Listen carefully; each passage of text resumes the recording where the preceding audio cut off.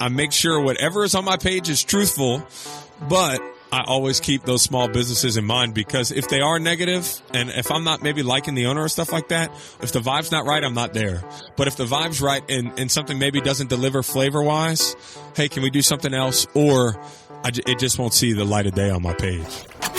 Welcome to Travel Matters, the official podcast of TBEX. You know, close to the microphone. Yep. Don't touch that little thing. You got it. Because it gets all, right? Here are your hosts, the radio vagabond, Palle Bo, and TBEX CEO, Rick Calvert. Welcome to another episode of Travel Matters. Hi, Rick. Hey, Palle. We are just 1 week away from another TBEX in Thailand. Fast and furious this year. We're making up for lost time. Yeah, you can say that again. It's been crazy, but I can't wait to see what's going to happen in Thailand. And we haven't been to Asia for a while, so that's going to be great. Yep. We were going to be here in 2021, I think.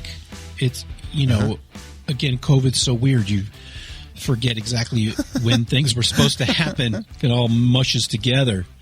But yes, we're very, very happy to be going back to Thailand for the second time. We were in Bangkok before, and this time we'll be in Phuket, November 15 to 18. So that's just 1 week away. And I hear that you're still at home and have the kids in the background. Are they watching morning TV cartoons or something? Actually, the kids are off to school. Do you hear the TV in the background? Well, either that or it's or something else. Yeah, we got our second snowstorm yesterday of the year. Oh my God! You are definitely not in San Diego anymore. No, we are not, and it was really awesome. We haven't gotten to the real winter yet, right? So this is just a taste. So it's good. It's a good way for us lifelong flip-flop wearing San Diegans getting initiated to the cold weather of Utah. Yeah.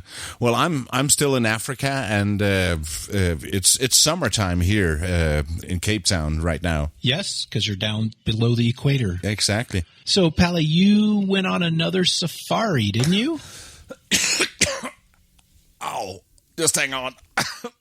Oh,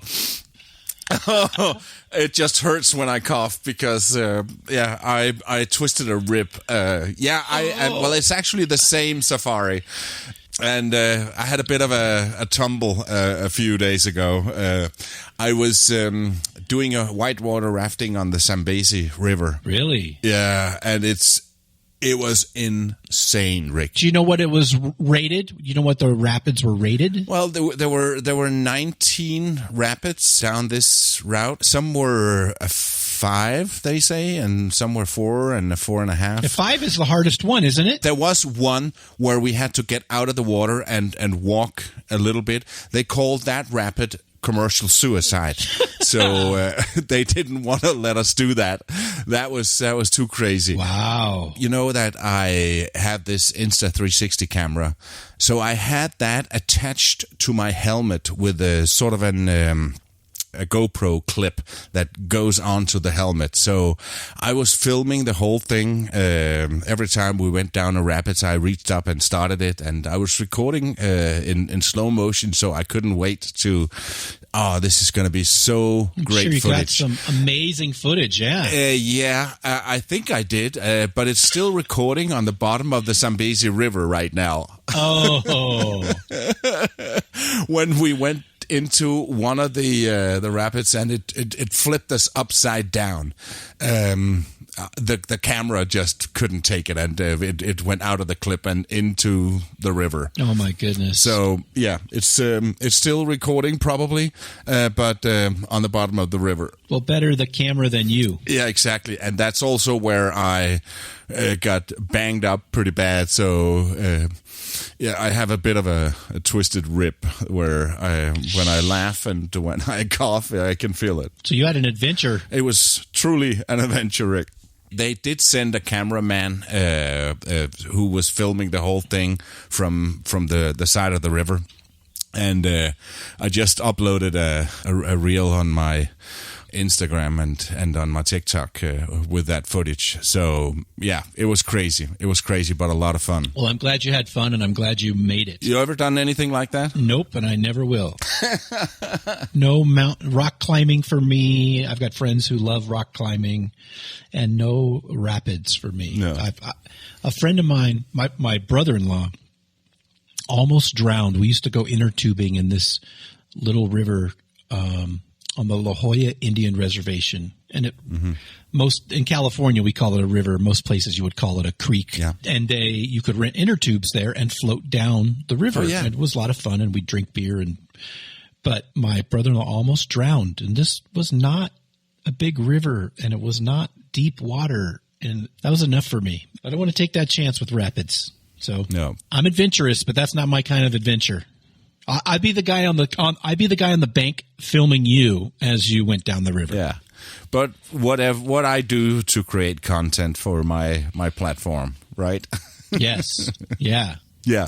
Okay, Rick, let's get into today's interview. In about 15 minutes, we have an interview with one of your keynote speakers. Yeah, Gerald was our closing keynote speaker in Lafayette. He is an amazing guy, high energy guy. And I really loved his message in Lafayette about keeping things positive and really providing value not only for his audience, but for also the people that he interviews. Mm-hmm. And it was a really good interview that we had after his keynote. Yeah, and as far as I understand, he's a very positive guy. Yeah, very positive. He does a show for his local TV station there in Lafayette, and he's got like 250,000 TikTok followers. But yeah, super high energy guy, and the perfect kind of person for us to have as the closing keynote. Mm. But we start with something called Tripello. Tripello is a travel booking app. It's like an OTA, online travel agency like Booking.com or Expedia, but a little bit different. And we get into that. It's a membership based. They have wholesale prices, and basically one trip pays for the cost of your membership, plus you save money on what you would have paid if you booked on Booking.com or anything else. So yeah, it was a really interesting conversation with them. That was their debut as a company at TBEX. It was the first time they'd showed this to anybody. Yeah. And but before we start those two interviews, I just want to confess that I did something wrong with the episode 2 weeks ago. In the middle of the very interesting conversation you had with Ines from Safety Wing, there was something overlapping, and there was something wrong with that, and I feel so embarrassed. I try to be professional when I edit these things. So if you listen to that and couldn't listen to it and stopped listening, delete the file and download it again and listen, and you can skip into, if you've heard the first half, skip into 21 minutes and hear the interview with Ines about them creating an online country and all of that, and what Safety Wing is as a whole. I fixed the file and it's up there, so please go and do that again. Thank you for fixing that, Palle, and apologies to our friends at Safety Wing, but I'm glad that you fixed that for them. I hate when that happens, and I wanted to fix it right away, but I was doing this safari, and I was in Botswana at the time with next to no internet, so I could not. I couldn't upload it. I want to jump on that and upload the new file immediately, but it was just not possible. It wasn't until I came to my oh my God. I almost said it wasn't until I came to Viagra Falls, I meant Victoria Falls, that I was able to fix it. Okay, but anyway, the file is fixed now, so go and download it and listen to it again, because it was really interesting. Thank you, Palle. And again, our apologies to our friends at Safety Wing, because it was a really interesting conversation, but thank you for fixing that. Yeah. And now, let's get into today's interviews. And first, here are Sven and Renee from Tripello. All right, we are here live at TBEX in Lafayette, and I'm talking to Sven and Renee from Tripello, one of our sponsors. Thank you for joining us on the podcast, guys. Thanks for having us. Thank you. It's a great experience. So we were just talking before we started here, and you told me this is actually your debut for the platform. You guys, this has not been introduced to the public yet. Is that correct? That's correct. This is the first time we're showing our travel booking platform to the public. We wanted to do this at TBEX because we thought it was kind of the perfect audience for us to show our new baby to, and in an intimate setting, and get feedback from it. So yeah, we chose TBEX to show it to the world. Well, thank you. And you were explaining to me that this is not an OTA. You're definitely competing with OTAs. That is correct. Can you explain a little bit how it's different? How is this different than Booking.com or Expedia or... We have the ability for the first time to actually offer our members, it's going to be a subscription-based service, offer them true wholesale net prices. So there are no markups, no commissions, no booking fees. So the prices that we pay is what you pay. And that actually generates savings to up to 65, sometimes 70% over other OTAs. So we kind of we have a base of connection and databases that we have access to contracts that are basically net prices and pretty much what an Expedia or Booking.com actually will get. And then you can see how much they actually mark up. So we end up with savings in general between 50 and 65%. Which is pretty incredible. When you say that, my first thought was that can't be true. Well, you saw the prices. I did. And then you showed me, and that was pretty incredible. Yeah. And you have right on the site what Expedia and Booking.com and other people are charging. So when I can see your price as a member and their price. Exactly. If I were to go book it there. Yes, we have a price comparison tool. We also try to show you at least one public price that's available. And as we discussed before, what most people don't know, if they do their research, they open 15 browser windows, but they're only looking at actually two companies, it's either Booking.com or Expedia, and everyone else belongs to either one of them. So the prices are pretty much the same. And if you even look on Trivago, that pulls in, which is a meta search engine, the prices don't vary that much. So we show you like what an Expedia will charge for the room or what a price then charges for that room, the same room in comparison, and then you can actually see the savings and the percentage of, what you get. It's pretty impressive. And another thing I thought was interesting, you showed me you don't have to be a member. Now, you explained to see member prices or to get a member price, you have to be a member. Yes. But I can still save money on your site without being a member. I can just give you my email and get access to the site. Yes, because the way we've set it up and the way it's done, and it's also a legal requirement because these are non-public prices. So these are not prices that you will ever see on the internet publicly. We can't do that. It's legally not allowed. So we have to be in a closed user group. So you have to be behind a login with an email and your password. So we asked you can come in for free. So we have a freemium membership, no time limit, no restrictions in a sense how long you can have a trial. So you can come around, look around on the platform, explore the platform for yourself. You can only book hotels. So no flights and no cars and no vacation homes and stays. But you can see the prices. And on the hotels, so you will get maximum 25% savings. So you can actually book hotels with 25% savings over other OTAs for free. That's okay. Incredible. So doesn't cost you anything except for when you book it. Of course, we don't give you the hotel room for free. Right. So you have to put in your credit card. But again, you're not making a commission. There's no other fees you tack on to that. So we give you 25%, maximum 25% savings, but you have the opportunity to actually see what a real true premium member would save.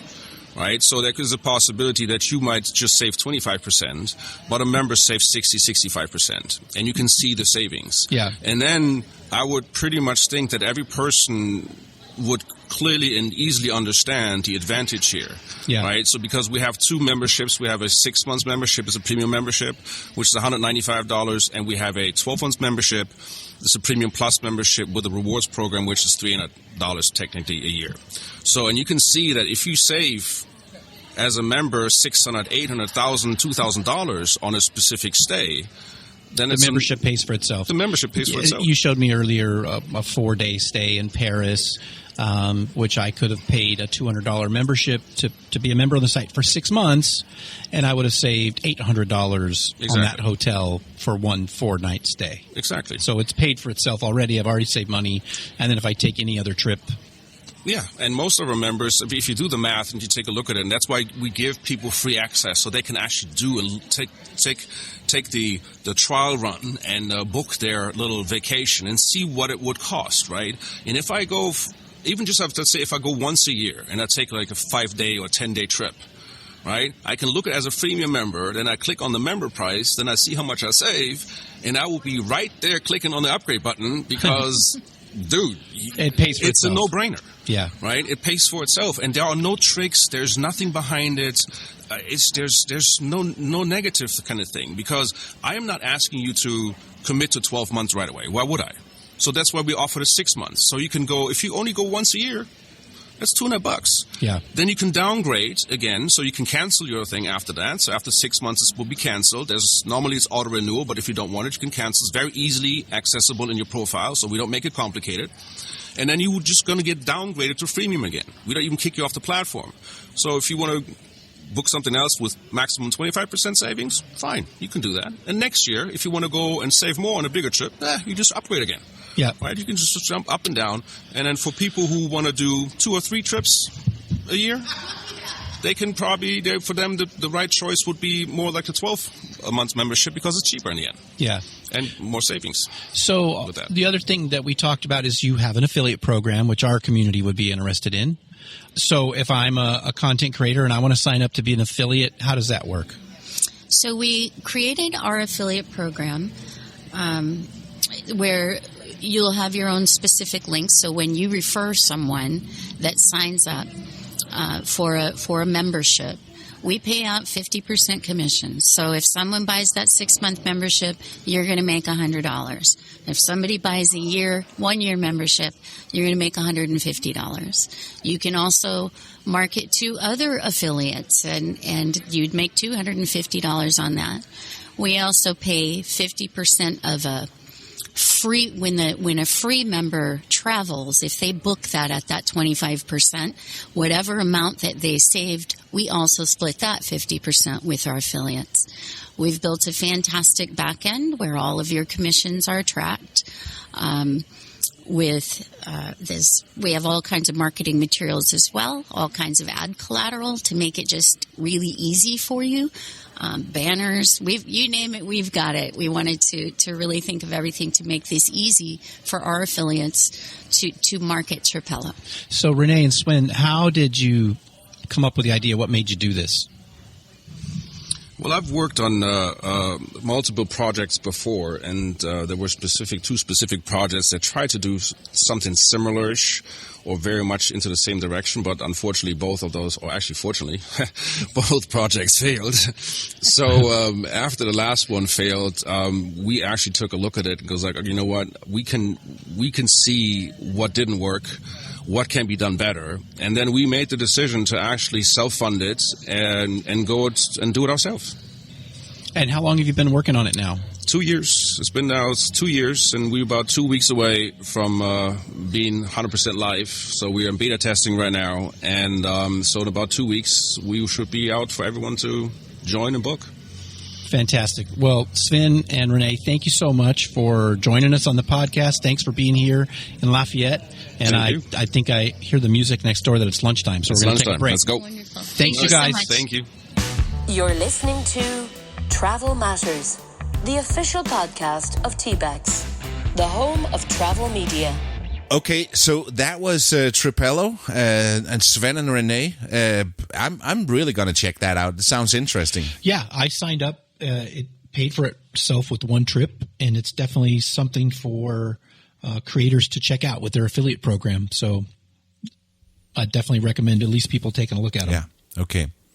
So, Rick, we're just 7 days or 8 days away from TBEX Thailand kicks off. And if after the next interview, we're going to talk a little bit more about it. But can you just briefly say a few words about what's going to happen? Well, it will be several days in Phuket. We've got TBEX tours, of course, ahead of time on both the 15th and the 16th.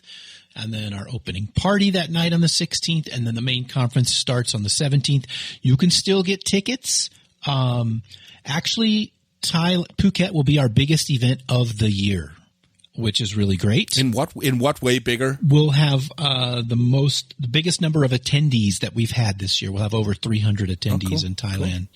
Cool. So I mean that's obviously still smaller than normal for TBEX, but because of COVID, just messing everybody up for so long, it's something that we expected. But this will be the biggest one, and actually it's a smaller space than we had in either Lafayette or in Tri-Cities or in Marbella this year, actually. It's the smallest space we had all year, and it's going to be the most people. So it's going to be really packed. Yeah, that gives some energy through the room as well. Yes, absolutely. But we'll hear more about that in a bit. But first is Rick's interview with Gerald. All right, we are back at TBEX North America in Lafayette, and our guest is Gerald Gruenig, who just got off the keynote stage for the closing keynote. Gerald, welcome to the podcast. Welcome to TBEX. Rick, thank you so much, man. It's been a pleasure. And honestly, on behalf of Lafayette, Louisiana, thanks for coming down to South Louisiana with this, man. It's been our pleasure. The folks in Lafayette, you know this, you live here. I know you were originally from New Orleans, but they're beautiful people here. Yeah, man. Beautiful people. Ben Berthelot, the CEO, Mike in sales, Jesse in marketing, Irene, Caroline, I think you used to work with at the TV Caroline station. and I actually went to college together for a little bit too. Yeah. So what do you do on your social media channel? What's your focus? What kind of content are you putting out there? So my job, right? I would say people around town call me the food guy here in Lafayette. And our surrounding 8 parishes that we call Acadiana. However, I feel like my social media page, while I do showcase restaurants, and the reason why I started posting more on my social media was to grow what I do on a level that the way local TV works, we just don't have that. Online, we have the reach, but just, day to day, you know how markets work in television. Yeah. I'm not in Lafayette watching the news in New Orleans. I'm in Lafayette watching the news in Lafayette. Yeah. That's just the way it works. Social media, you're worldwide. Yeah, I just kind of thought, we could start doing some stuff in a state that people have a natural attraction to, start doing some stuff and start touching some smaller communities, whether it be with just me rolling up and going, "What's up, baby? Let's go." Or, you know what? I haven't been to this shop before. Or, my page itself, I have some workout videos. I have some fashion stuff. Your page. What's your page? Okay. So on TikTok, I'm at Gerald Gruenig. Okay. On Facebook, it's my work Facebook page. It's KLFY Gerald Gruenig, although, obviously I'm running it. Yep. On Instagram, I'm at Gerald Gruenig TV. And on Twitter, it's at Gerald Gruenig. Haven't started doing any YouTube just yet. YouTube Shorts, I know, is a big thing right now. Not saying it's not going to happen, but I'm still, raising a family. Still all the video people are trying to get on the TikTok train now. Yeah. Because TikTok's kicking their butt. Yeah, correct. I got my problems with TikTok, but as a platform, they're smart. Yes. I can, right on the app, I can share it to any other social media platform. Yep. You can't do that on Facebook. You can't do that on Twitter, Instagram. Yep. I'm like, it's dumb. Yep. Well, they should do that. The exporting side of posting a video and it being saved to your camera roll, just the ease of it was honestly, as soon as I signed up, was like, oof, man, okay.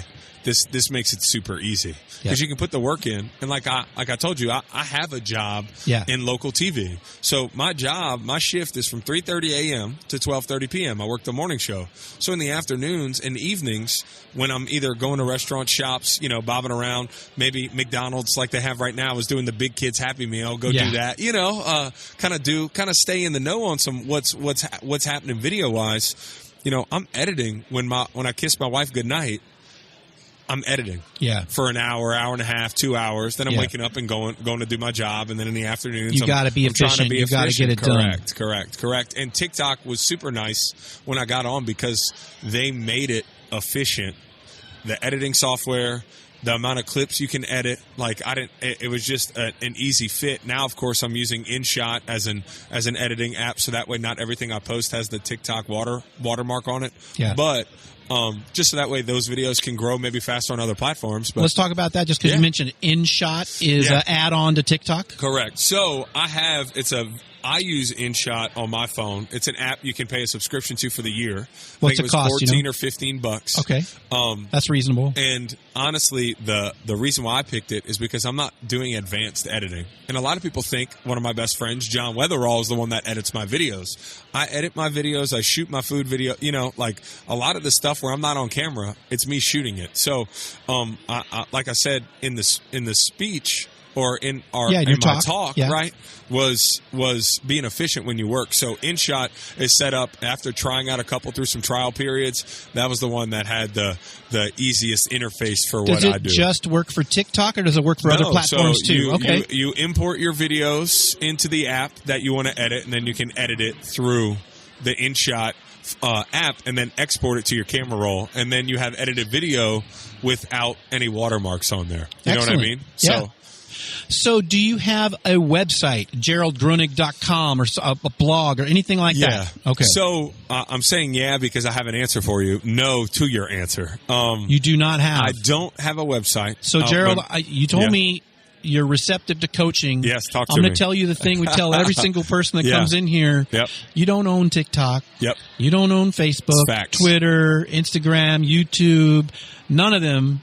You need your own website, bro. It's true. Okay? Everything you got needs to go there. Yep. You're doing great on TikTok, but tomorrow TikTok changes their algorithm, shuts it down, just kicks you off, and you're dead. I agree. So, folks, listen to the podcast, heard me said this before. Social media is the ocean. Your website is your boat. Correct. Get the people out of the ocean onto your boat. I agree. Don't be throwing people off your boat back into the ocean. And, all right? And of the year I've spent focusing truly on my social media, you're probably one of the first to be like, dude, what do you mean you don't have a website? Because I think so many people, especially my age, see social media mostly as like this end-all be-all. Yes. But like I tell people all the time, and like I told y'all during my talk, the restaurants I've gone to and I've visited, that's me spotlighting them, supporting them, all on my time, my dollar, right? Yes. However, part of me, and there's always been a hesitation, say you make that big leap down the road, because I'm very happy with the job that I currently have in local television. Yeah. And adapting to what's cool in local TV and social and all the stuff y'all are doing here, we're doing, making it all work.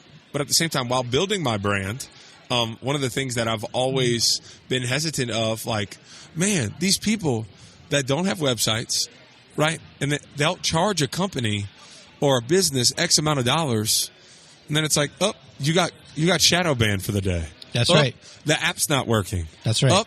The music to the post you put up got flagged.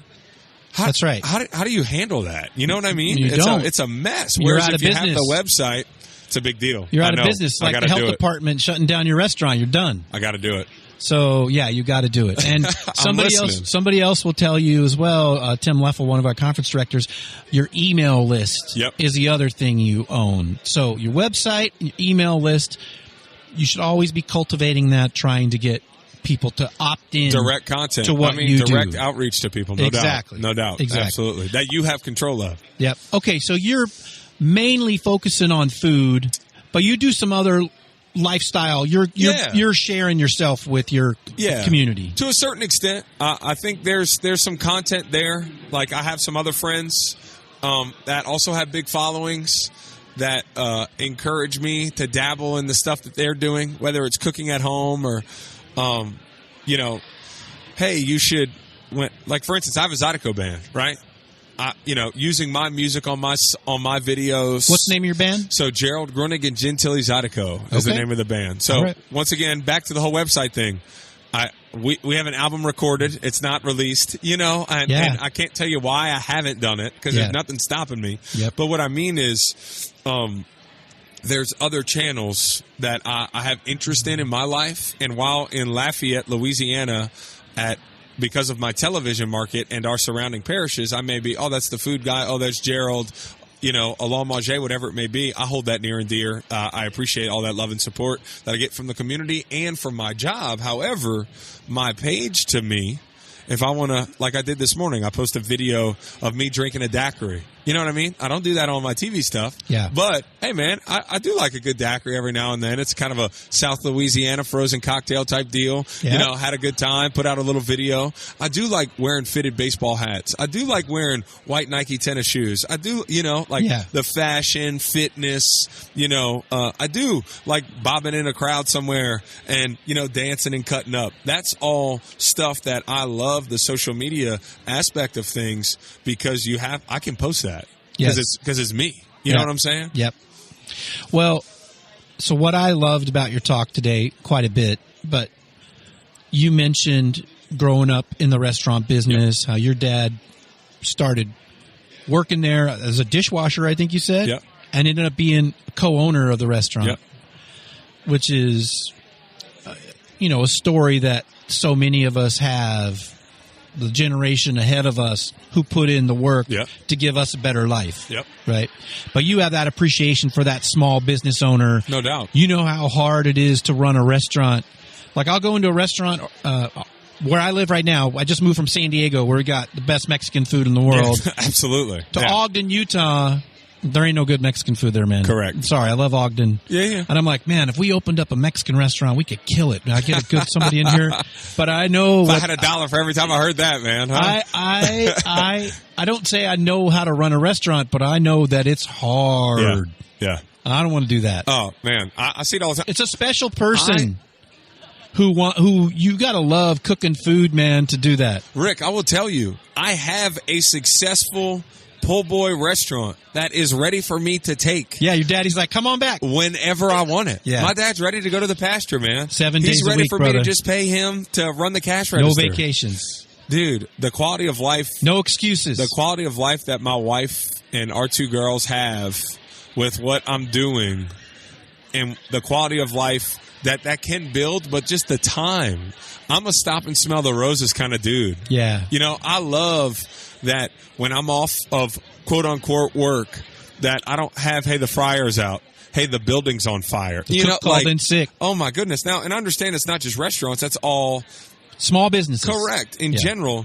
But there's something about the local restaurant scene that I love and have an appreciation for and ultimately always respect. And I'm not saying it'll never happen because, who knows what'll happen with Dad. You never know. And it is important to me that our family has the restaurant in it, whether I don't want to say I don't care who's running it because that's not true, but there's definitely an aspect of that is so important, and at the core is what our family is and means to the city of New Orleans, that I would hate for my daughter to not be able to jump in the kitchen and make a fried shrimp po' boy one day. You know what I mean? Just to have that there as a part of my dad's legacy and what we are as a family. Yeah, your roots of who you guys are.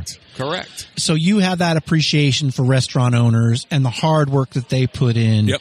And that's why, one of the reasons why you keep it positive. You don't talk about negative experiences. Because there are negative experiences, no doubt. But Absolutely. Even when there are negative experiences, I make sure whatever is on my page is truthful, but I always keep those small businesses in mind because if they are negative and if I'm not maybe liking the owner or stuff like that, well, I'll be like, hey, you know what? We got to go. And if the vibe's not right, I'm not there. Yeah. But if the vibe's right and something maybe doesn't deliver flavor-wise, hey, can we do something else? Or it just won't see the light of day on my page. Yeah. I loved how you said you handle that too, and that's exactly what I was thinking. You can't tell them, hey, man, your food sucked. It's like, oh, we had audio issues or the video got lost or something like that. It's like true. You can't just say, man, your food is bad. And then at the end of the day, when you're shooting as much video at a restaurant as I am, 1 out of 5, it ain't bad. Yeah. That touches my... Because ultimately, too, I'm going there with the following that I have of, 300,000+ people, and I'm not asking anything from you but for me to film you plating up something. Yeah. And for me to hey, I'm going to cut up a little bit. You cool with that? So if 1 out of 5 doesn't get posted... Yeah. They don't even care. That's a good rate. Yeah. What? Yeah. And it's not unbelievable Correct. to say, oh, I lost the video or the audio went exactly. bad. I'll tell you, my first big get in an interview. I was so excited. I've been chasing this guy. He was a radio guy, national radio broadcaster. Yeah. Somebody you look up to. Yeah, and he put out a book, and I finagled my way into getting this guy to let me interview him. Nice. And I had to go out at lunch at work, and this was before it was easy to record audio, and I had this little device I picked up and hooked into my phone, and I get my whole interview, and I'm done. It was really good. And then I'm like, oh shit, I forgot to turn the recorder on. I've been there. I called him back, and I'm like, hey man, I forgot to turn on the recorder. He's like, sorry, I'm busy. I ain't got time. Yeah. So it happens. Yeah. It happens. Now, hopefully the interview went well. It did. And that's something you'll have with you forever, That's bro. right. You know what I mean? That's right. I did get to meet him again a couple years later, and I shared the experience. Y'all got to laugh about it, I'm sure. Yeah, that's cool, man. Absolutely. That's cool. Which probably ended up being a more memorable experience for him and you. Absolutely. Yep. So the other thing that I love about your message was that you don't ask any of these restaurant operators for money. Or any of the businesses that you talk about. You never ask them for money. You're just giving exposure to those people.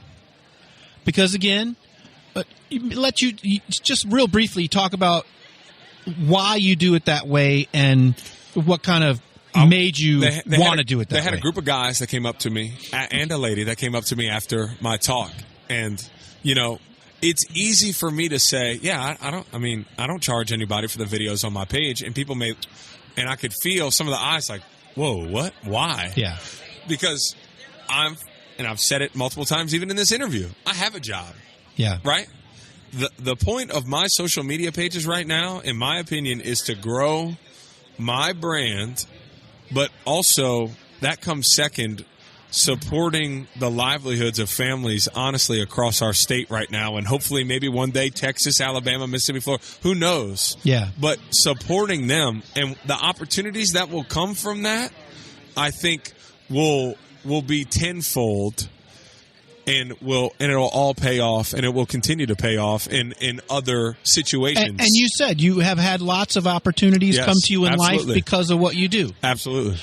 And what I got from that message, and yes, and I brought it up after, is that we talk about monetization. That's everybody is here from the creator side to, number one, either transition into doing this for a living. Yep, correct. Or earn a better living doing this. Absolutely. They've already jumped and they're already got a job making media, but they want to take it to the next level. Yep. And we've got some people who are very, very successful. They're still looking for what's the next thing. How do we take it to the next level?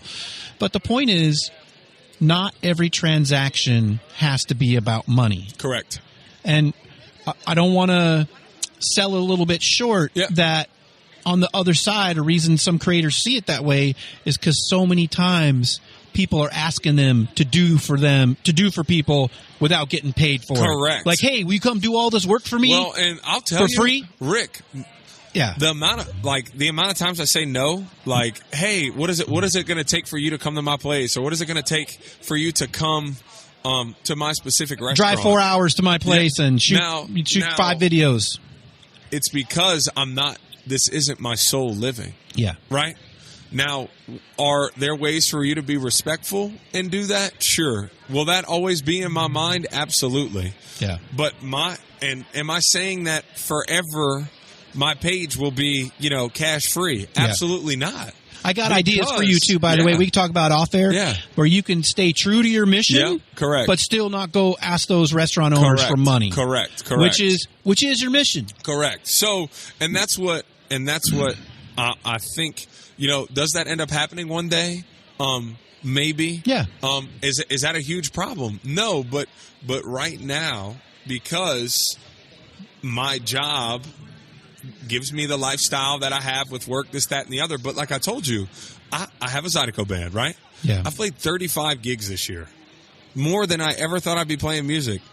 The bulk of those have been booked because of my social media. You know what I'm saying? So it all works absolutely synonymously. You got to keep that in mind. Yeah. So, absolutely. So while I'm saying right now, no restaurant is paid to be on my page, I do feel, and I don't judge. And I honestly, when I said that, I didn't know how the room was going to take it, but it's because this is work for a lot of people too, and I don't disregard making a living, because honestly, if this were my job, it would be a different conversation. Yeah. But all out of respect for my background to the businesses, it would all be done how I would handle it. There's still situations where every creator in this room will be making content and not getting paid for it. Correct.